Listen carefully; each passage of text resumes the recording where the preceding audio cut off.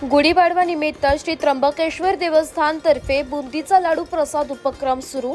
हिंदू नववर्षाच्या शुभ प्रसंगी चैत्र शुद्ध प्रतिपदा अर्थात गुढीपाडवा निमित्त श्री त्र्यंबकेश्वर देवस्थान ट्रस्ट तर्फे बुंदीचा लाडू प्रसाद उपक्रम राबविण्यात येत आहे। गुढीपाडव्याच्या दिवशी मंदिरात येणाऱ्या भाविकांना विशेष प्रसाद म्हणून बुंदीचा लाडू वितरित केला जातो। दरवर्षी गुढीपाडवा हा भक्तिभावाने मोठ्या उत्साहात साजरा केला जातो।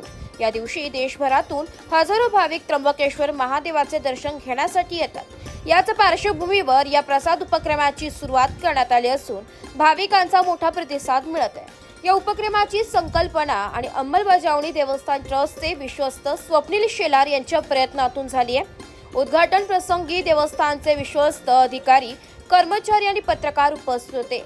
तसेच देवस्थान ट्रस्टच्या विविध सदस्यांचे विशेष सहकार्य लाभले। हा बुंदीचा लाडू प्रसाद हायजेनिक पद्धतीने तयार करण्यात आलाय। एका प्रसाद बॉक्स मध्ये 2 लाडू असतील आणि त्यासाठी नामपत्र शुल्क 20 रुपये ठेवण्यात आले। मंदिराच्या दक्षिण आणि उत्तर बाजूस असलेल्या काउंटरवर हा प्रसाद दररोज उपलब्ध असेल। श्री त्र्यंबकेश्वर देवस्थान ट्रस्ट तर्फे सर्व भाविकांना या प्रसादाचा लाभ घेण्याचे आवाहन करण्यात आले। चैत्र पाडवा निमित्त आज त्र्यंबकेश्वर ज्योतिर्लिंग या ठिकाणी एक प्रसादाचा उपक्रम राबवण्यात आला।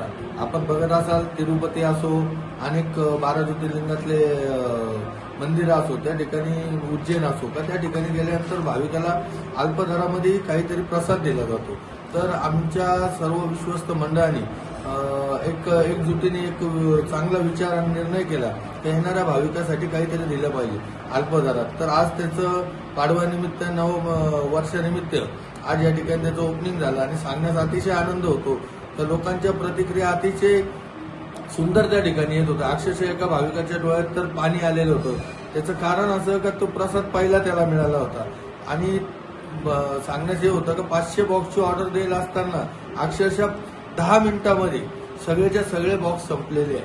म्हणजे भाविकाचं श्रद्धा जशी महादेवावर आहे, तर घरी आपल्या पोरा बाळांना काहीतरी घेऊन जावा ही श्रद्धा म्हणून तो प्रसाद घरी नेतो। आणि आज ते बघून आम्ही सुद्धा भावूक झालो।